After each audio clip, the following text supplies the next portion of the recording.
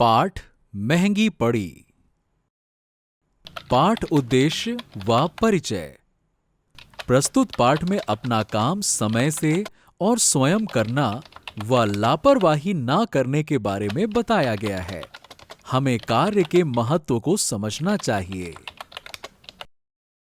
एक था रूपम, वो भी आपकी तरह स्कूल जाता था। उसमें कमी कोई नहीं थी। कमी थी तो बस लापरवाही की। हर चीज को इधर उधर फेंक कर रखना उसकी आदत थी। इस आदत के कारण उसे हर रोज समय पर कुछ भी नहीं मिलता था। ढूंढते समय तो रूपम सोचता, अब तो सब चीजें सही जगह पर रखा करूंगा, लेकिन जब मिल जाती तो सब भूल जाता। प्रश्न नंबर 1, रूपम को क्या फेंकने की आदत थी?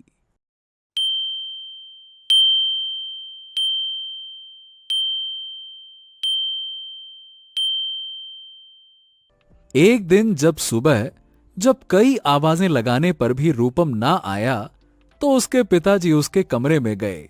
वो कमरे का हाल देखकर दंग रह गए। रात के उतारे हुए कपड़े मेज पर, 2 किताबें मेज के नीचे, मोजे कुर्सी पर, टेबल लैंप जल रहा था और रूपम जी आधे बिस्तर पर और आधे जमीन पर लटक के सो रहे थे। पिताजी की गुस्से भरी आवाज सुनकर रूपम की आंखें खुली। ये तुम्हारे कमरे का हाल है? ऐसे रखा जाता है कमरा?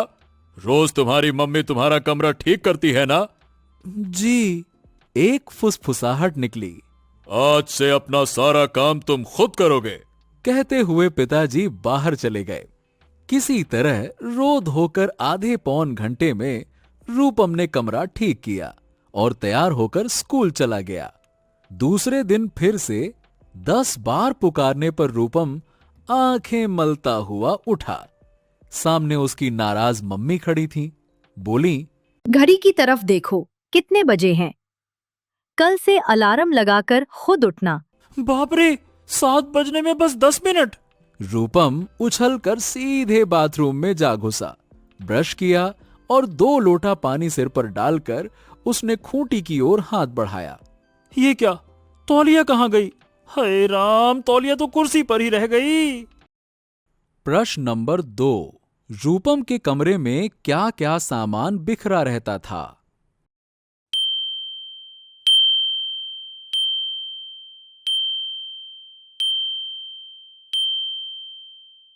अंत में अपने को कोसता रूपम भीगे बदन ही तौलिया लेने कमरे में गया। कपड़े पहनने लगा तो स्कूल की स्लेटी पैंट गायब। कभी यहां ढूंढता, कभी वहां। ढूंढते ढूंढते उसकी पैंट अलमारी के ऊपर वाले खाने के एक कोने में पड़ी हुई मिली। अरे, ये पैंट यहां कैसे पहुंच गई? ये सोचते हुए रूपम ने अपना सिर पीट लिया। अंग्रेजी के टेस्ट वाले दिन ही पैंट खोनी थी। वो अपने आप पर गुस्सा होते हुए मुंह में ही बोला और स्कूल चला गया। इसी तरह दिन बीतते गए।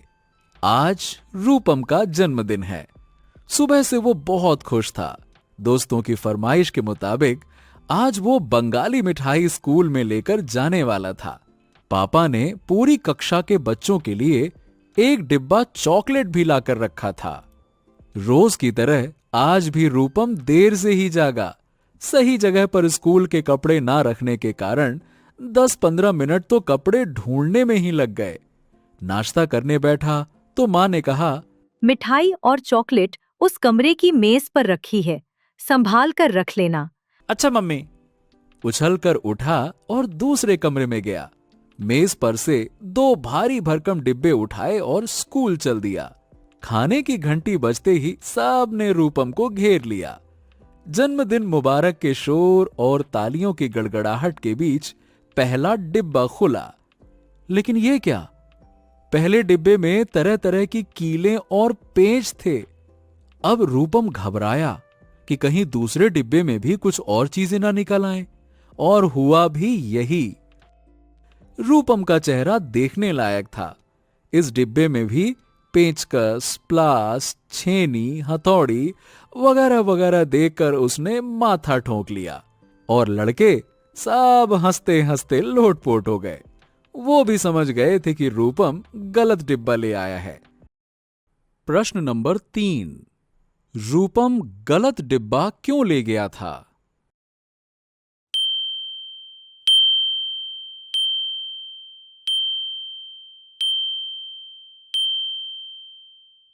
आज रूपम को जितना पछतावा हो रहा था उतना पहले कभी नहीं हुआ था। मैं ऐसी गलतियां क्यों करता हूँ? मम्मी ने कहा था कि मेज पर 2 डिब्बे रखे हैं। मैंने कई डिब्बों में से यही 2 क्यों उठाए? दूसरी छोटी मेज पर जो 2 डिब्बे रखे थे, शायद वही मिठाई के डिब्बे थे। हाँ, अगर लापरवाही करने की बुरी आदत मेरे अंदर ना होती तो आज ऐसी गलती कभी ना करता। सही डिब्बे लेकर स्कूल आया होता। सारी मेरी ही गलती है। मम्मी पापा हमेशा मुझे समझाते हैं, पर मैं हूं कि समझने को तैयार ही नहीं हूं। आज दोस्तों के आगे मेरा सिर नीचे हो गया। दुख के मारे उसकी आंखें भर आईं। छी, अब मैं बुरी आदतों को छोड़कर ही दम लूंगा। हाँ। ये निश्चय कर रूपम घर की ओर चल दिया। घर पहुंचते ही पुकारा, मम्मी, मम्मी। मम्मी बाहर आ गईं। आज तुमने मेरा नुकसान करवा दिया। कीलों का डिब्बा उठाकर चले गए। बढ़ई से काम करवाना था, वहां आकर लौट गया। इधर मिठाइयों के डिब्बे यही रह गए। मेरी तो 2 बजे मिठाई पर नजर पड़ी। सारे दिन कीले और औजार के डब्बे ढूंढती रहीं। मम्मी, आज मुझे ना लापरवाही की सजा मिल चुकी है। फिर कभी इन गलतियों को नहीं दोहराऊंगा। मुझे माफ कर दो। रूपम ने उदास मन से कहा। प्रश्न नंबर 4। रूपम ने क्या दृढ़ संकल्प लिया था?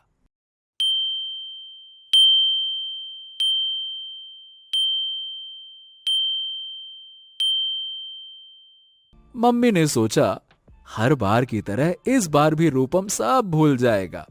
लेकिन इस बार सचमुच रूपम का दृढ़ संकल्प था। वो सुधरने की जी जान से कोशिश कर रहा था। उसमें आए सुधार को देखकर अब विश्वास नहीं होता कि वो वही रूपम है।